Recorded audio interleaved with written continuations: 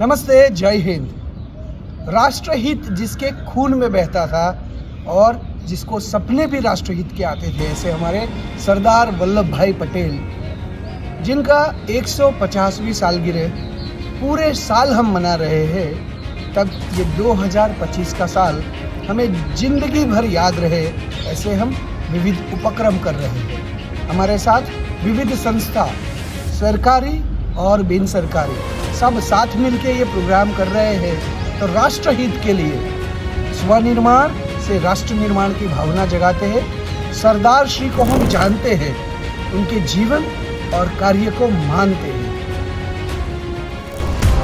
कुछ अलग ही मिट्टी के बने थे ये। बैरिस्टर थे, विलायत से पढ़कर आए थे, चाहते तो वकील बनकर खूब कमाई कर सकते थे। शेष जीवन भी अंग्रेजों के जैसे ठाठ से बिता सकते थे, पर उन्होंने देश सेवा का कठिन मार्ग चुना, क्योंकि ये तो बचपन से लेकर आखिरी सांस तक लोहे जैसे मजबूत इरादे के साथ चलने वाले व्यक्ति थे। अपने डर से कैसे लड़ना और कैसे उसको हराना है, वो भली भांति जानते थे। सरदार श्री ने 562 रजवाड़ों को एक किया था, वो तो सब जानते थे, पर उसके पीछे की कहानी, उसके पीछे का पेन थोड़ा इमेजिन करो। 562 लोगों से उनकी रोजी रोटी, उनका दिल ले लेना, उनका रजवाड़ा ले लेना बहुत बड़ी बात होती है दोस्तों। इसमें जो लोग राष्ट्र हितैषी थे, उनको प्यार से अपने साथ लिया, उनको सम्मानित किया, और जो राष्ट्रहित की बात नहीं सोचते थे, नहीं समझते थे, उनको लश्कर भेज के भी समाज के साथ लिया। आप सोचिए, किसी से एक चम्मच भी लेनी हो, एक वाटी भी लेनी हो ना, मुफ्त में, वो नहीं देगा। यहाँ पूरा राज्य समर्पण कर देना है। ये सरदार श्री की मुत्सद्दीगिरी से ही शक्य है, बात सही ना। आगे हम सरदार श्री के और भी बहुत सारे गुणों का अभिवादन करेंगे। उनके बगल में फोड़ा हुआ, इतना दर्द हो रहा था कि जान निकल जाए। उस वक्त लोग फोड़े का इलाज करवाने गांव के नाई के पास जाते थे, जो गर्म लोहे की छड़ से उसे दाग देता। पर वल्लभ भाई का दर्द देखकर नाई की भी हिम्मत नहीं हुई। लेकिन ये तो वल्लभ भाई थे, उन्होंने खुद छड़ हाथ में लेकर बगल में फोड़े पर लगा दी। यकीन नहीं करोगे, लेकिन उनके मुंह से एक चीख तक नहीं निकली। बचपन से ही साहसी और निडर थे, इसीलिए तो कहलाए लौह पुरुष। उन्होंने लंदन में बैरिस्टर की पढ़ाई की और गुजरात आकर सफल बैरिस्टर बने। कोट पैंट पहनकर बिल्कुल अंग्रेजों के जैसे स्मार्ट, यंग, सक्सेसफुल बन गए वल्लभ भाई। जब वे बोरसद में वकालत कर रहे थे, उस वक्त की बात है। एक दिन वो कोई केस लड़ रहे थे और उसी वक्त उन्हें कोर्ट रूम में एक टेलीग्राम मिला। उन्होंने टेलीग्राम पढ़कर तुरंत ही जेब में डाल दिया और फिर से केस में जुट गए और अपने मुवक्किल को छुड़ाकर ही बाहर निकले। लोगों को तो बाद में पता चला कि उस टेलीग्राम में उनकी पत्नी की मृत्यु की खबर थी। फिर भी वो एक क्षण के लिए भी विचलित नहीं हुए, पूरी निष्ठा के साथ केस लड़े और जीते भी। ऐसे मजबूत थे लौह पुरुष सरदार वल्लभ भाई पटेल। 1913 में वल्लभ भाई ने अहमदाबाद में वकालत शुरू की, पर तब तक भारत की राजनीति या नेताओं से उनका कोई रिश्ता नहीं था।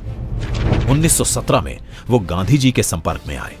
फिर जैसे लोहा चुंबक के संपर्क में आते ही खिंचा चला जाता है, वैसे ही गांधी जी से मिलकर वल्लभ भाई को लगा वो भी सत्याग्रह से जुड़ने लगे हैं। फिर क्या था, वल्लभ भाई ने कोट पैंट छोड़ा और खादी को अपना लिया। 1924 से 1928 अहमदाबाद के मेयर के तौर पर भी उन्होंने निष्ठा के साथ सफलतापूर्वक अपनी जिम्मेदारी निभाई। 1928 जब गुजरात में किसानों की हालत दयनीय थी, फिर भी अंग्रेज सरकार उनसे ज्यादा लगान ले रही थी।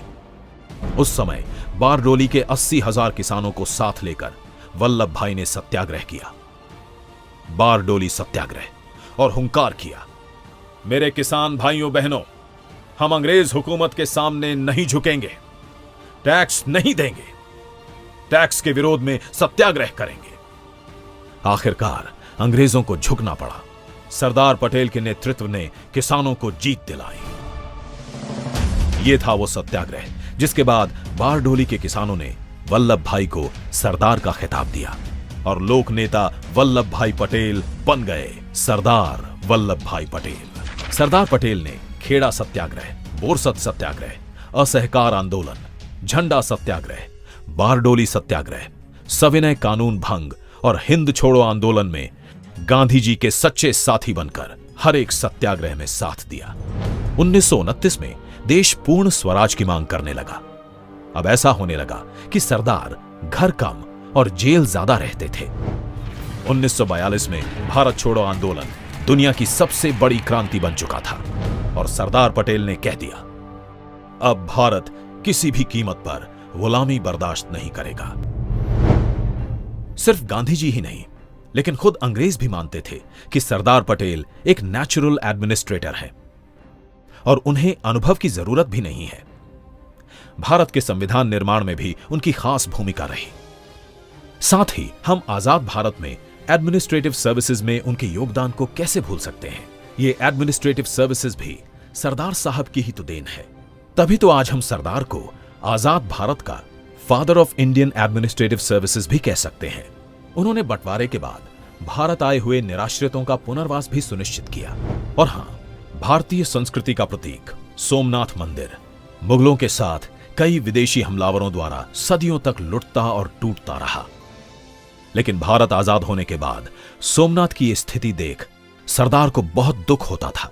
बस फिर क्या था, आजाद भारत के पहले गृह मंत्री सरदार वल्लभ भाई पटेल ने प्रण किया उसके जीर्णोद्धार का। और देखिए, आज सोमनाथ मंदिर का विजय ध्वज दुनिया भर में लहरा रहा है। उनकी दूरदृष्टि का नतीजा है कि आज का गुजरात हरियाली से लहलहा रहा है। सूखा कच्छ भी नर्मदा को छू रहा है। सरदार सरोवर बांध, जिसके कारण 10,000 से ज्यादा गांव, 150 से ज्यादा शहर और राज्य के 4 करोड़ लोगों तक कहीं पीने के लिए तो कहीं सिंचाई के लिए नर्मदा का पानी पहुंच रहा है। उसका सबसे पहला विचार भी रखा था सरदार साहब ने। देश को आजाद किया, एक किया, अखंडित किया, देश को सुशासन दिया। 1950 में जब सरदार श्री दिसंबर महीने में स्वर्गवासी हुए, पूरा देश रोया था। देश का जन मेदिनी उनको अंतिम विदाई देने के लिए आए। पर उसके बाद आज 75 साल हो गए। हमारा देश बहुत बदल चुका है। देशवासी बदल चुके हैं, हम और आप बदल चुके हैं। हर एक को इंटरेस्ट है, मेरा क्या, मुझे क्या, मुझसे क्या। हम जाति के, धर्म के, पंथ के, संप्रदाय के अलग अलग बाड़ों में बढ़ चुके हैं और मेरा धर्म महान, मेरा पंथ महान, मेरा संप्रदाय महान, मेरा समुदाय महान, ये मेरा महान, मुझसे महान की भावना में देश बंट रहा है। तब राष्ट्रहित की भावना में सरदार पटेल को अगर सच्ची श्रद्धांजलि देनी है ना, तो देश प्रथम, सर्वप्रथम। आज जो हम आजाद हुए हैं वो आजाद हिंदुस्तान के सुपुत्रों का एक कर्तव्य है कि इसको फिर गुलाम बनने न दे और इसको फिर पीछे हटने न दे, आगे हटाना। तो आज दुनिया का ढंग क्या है, उसी माफक हिंदुस्तान को चलना है। तब तो हिंदुस्तान आजाद जिंदा हो सकता है और आगे बढ़ सकता है। हमारी जाति, भाषा, भूषा, पहरवेश सब कुछ अलग होने के बावजूद भी भारत को विकसित भारत बनाया जा सकता है। हमारी ये जो लिमिटिंग बिलीफ है, संकुचित मानसिकता है, उससे बाहर आया जा सकता है। जरूरत है ऐसे कुछ सच्चे, निष्ठावान, प्रवृत्तिमय और भारत को समर्पित ऐसे लीडर्स की, ऐसे लीडर जो राष्ट्रहित की भावना के लिए समर्पित होना चाहे।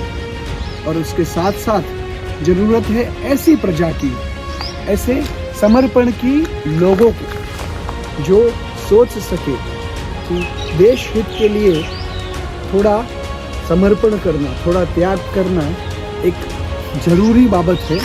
तो राष्ट्रहित की बात, विश्व बंधुत्व की बात, वसुधैव कुटुंबकम की बात करने वाला भारत अगर विकसित भारत बनना चाहता है ना, तो सरदार श्री के संदेश तभी भी प्रस्तुत थे, आज भी है और भविष्य में भी रहेंगे।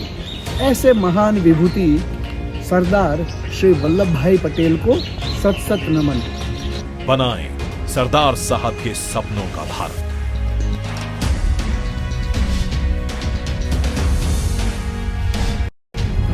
अखंड भारत के प्रणेता को राष्ट्र की सर्वश्रेष्ठ श्रद्धांजलि।